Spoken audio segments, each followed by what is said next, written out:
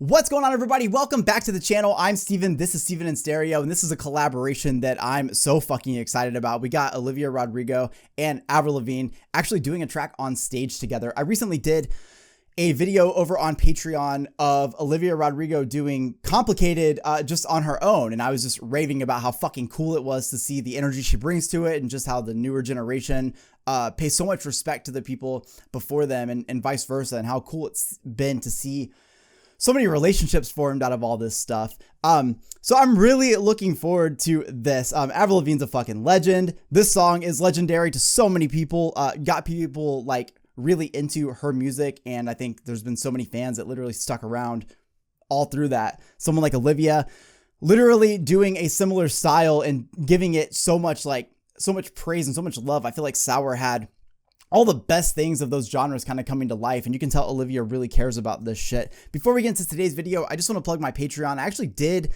the Driving Home to You Olivia Rodrigo documentary / performances. I did a full uncut out video reaction watch party. That's what I call them over on Patreon, where I just react to the whole thing and we kind of talk about it. I also did the Sour Prom, as well as the Sour album, as well as the Tiny Desk. So if you care about any of those things, the link is in the description. I'm really stoked to check this out because yeah, this is just going to be fucking everything. After watching like Avril and Taylor from the 1989 tour, I fell in love with that performance. And I just love it because if you watch Avril, I imagine the entire time she's just stoked. Like, she always seems to have a smile on her face. Okay, let's go. She's from Canada.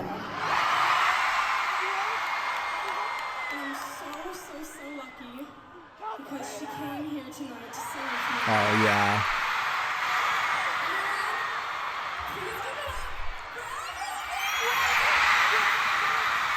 Fuck. A fucking legend. Oh my god. I like how they like kind of match too. They both got similar style going on right now. Look at her though, all smiles every time she's on stage.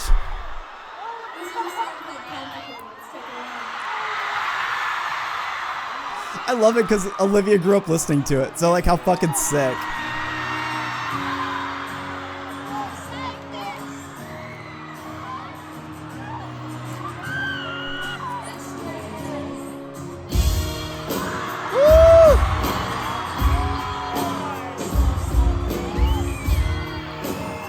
Look at her, all fucking smiles. How sick.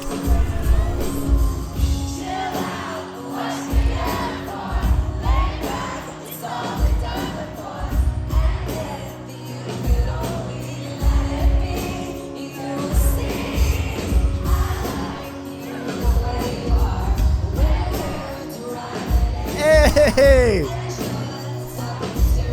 You know what's really interesting is, Avril's got quite a catalog of music at this point. She's released several albums. She's had so many successes in music.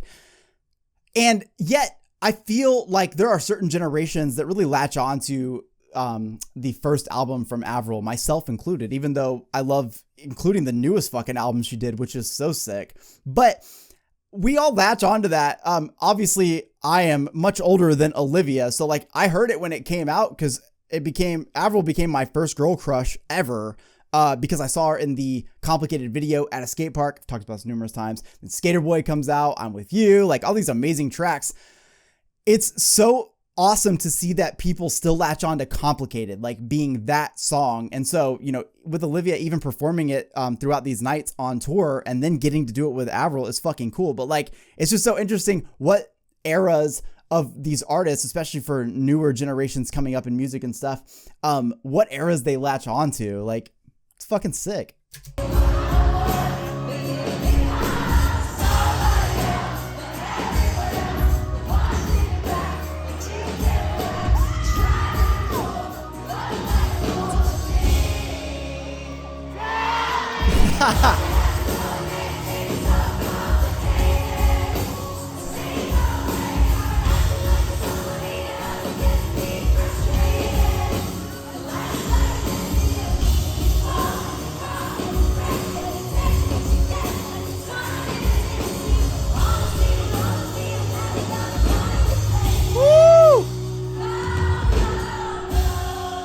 and just hearing the whole crowd fucking harmonize this.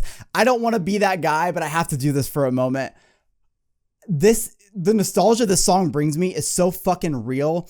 So before YouTube, there were like various ways you would watch music videos. One of them is, and maybe some of you out there can attest to this, yahoo.com had like it was called like Launch or something. And it was all music. And so I would watch all day, all these various artists. But there was a point in my life where every single day before school, I had this like huge fucking computer, like big ass ugly monitor, everything in my bedroom. And every day before school, I would watch the complicated video. It would turn up on dial up. I'd have to tell my mom not to answer the phone, do the whole thing. And I would watch it probably like 4 or 5 times. Like, it just takes me back to like how like fucking cool it is that like I'm essentially doing the fucking same thing right here. But I was obsessed and I would watch it all day. And I was like, man, Avril's so fucking cool. Like, I hope to one day be as cool as her. And the truth is, I don't think I'm ever going to get to that level, but at least Olivia gets close. They're, you know, fucking both on stage, like sharing to the masses this fucking amazing moment. So yeah, thought I would give you a little bit of my historical insight into the music video love that apparently I've had for a long time.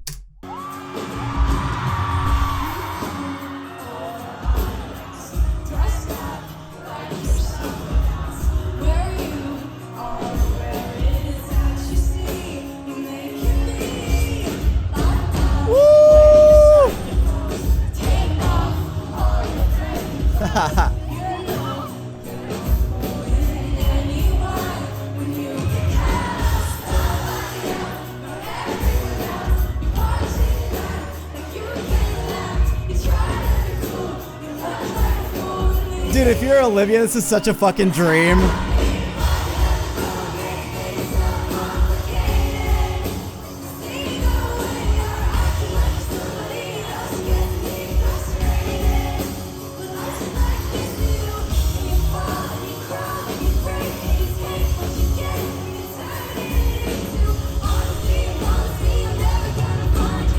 Yeah.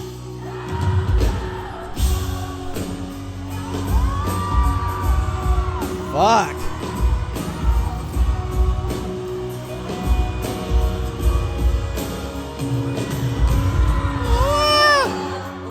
So fucking cool.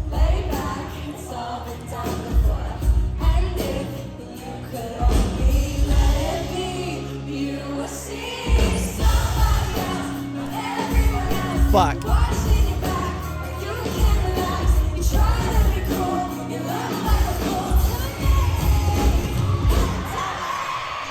So fucking cool.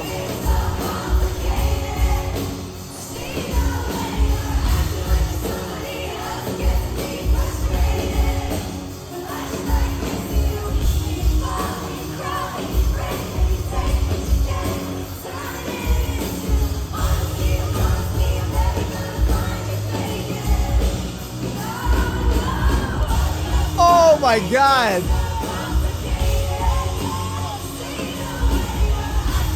I have fucking goosebumps. This is so awesome.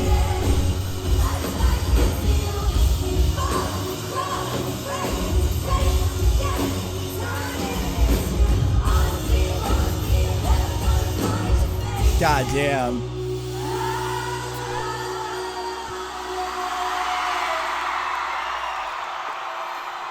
There are so many reasons why I'm fucking obsessed with this. Like, you've got, hold on, let me fix my little fucking skateboard here. Okay. You've got essentially like the person that, I mean, there were so many acts prior to Avril Lavigne that did grunge, alt rock, all those things. One of the most interesting things though is that when Avril came out, she kind of like came out at just the right time where like Good Charlotte, you know, Blink-182 had a lot of radio popularity at that time. There were Sum 41. There was like all these bands that had that pop punk approach, but with a little bit more emphasis on the like punk side of it. Sure. Avril came out and did that pop punk sound with a little bit more emphasis on the pop, but still keeping it true. And I remember that she received like just some of the, it's different because like, I feel like these days with the internet, it's much easier for people to have an opinion about everybody. But I remember just in circles of friends or like going to school, everyone would always talk about Avril Lavigne being this poser. And I never quite understood that. Like, I get they were trying to say that she had this like punk thing, but like she wasn't about it. But like, we're talking about somebody who dove into the mainstream doing a style that I don't think at that time was going to be as popular as it was. And I don't know that every single person that would have tried it could have actually been successful at it, but there was something different about her attitude, her passion for the music she was making, the fact that she had such amazing vocals, which later in her career, she utilized even more through different albums. Like, there were a lot of pieces. But she really took a lot of hate to get there. And it's so cool to see her now being celebrated in this very beautiful way and getting a chance to like connect with fans of multiple generations. At the same time, newer artists like Olivia Rodrigo, who straight up put out like this fucking awesome rock album, them being together on stage. Like, there is just like something so iconic about this and almost surreal. And I know that someone like Olivia, you know, grew up listening to Taylor, grew up listening to Avril, you know, grew up listening to Hole, although it sucks that Courtney Love didn't quite reciprocate this kind of love as well as everybody else. The fact that she's been able to make this style of music, connect with her favorite artists, like so many fucking cool things happening. It just makes me like so happy to see. Like, I literally have goosebumps watching this because you can feel the happiness radiating. I mean, they're both all smiles this whole time. We're talking about a song that Avril's probably performed so many times that it is one of those tracks that she's like, oh, we're performing that again? Okay. It just happens. I mean, you do the same fucking song 50,000 times. At some point, it's going to feel redundant to you. But one thing I love about her is you never see that from her. She seems to be so happy and energized every single time she steps on stage to do anything. So the fact that she's collaborating with one of the biggest artists in modern music is just amazing. And I just love to see how happy the crowd is. You know, the surge of this music coming back in popularity is something that I've been talking about on this channel for quite a while. I'm obsessed with it. And so to see how many fans are fucking losing it at the idea, I know they're in Toronto, they're getting fucking Avril Lavigne, right? Like, of course, everyone there is going to love her.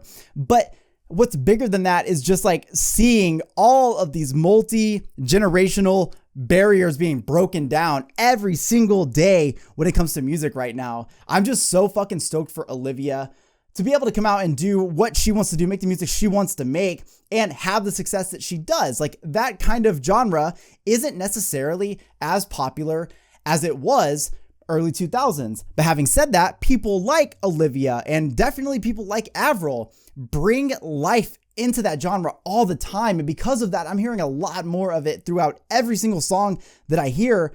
It's just something beautiful.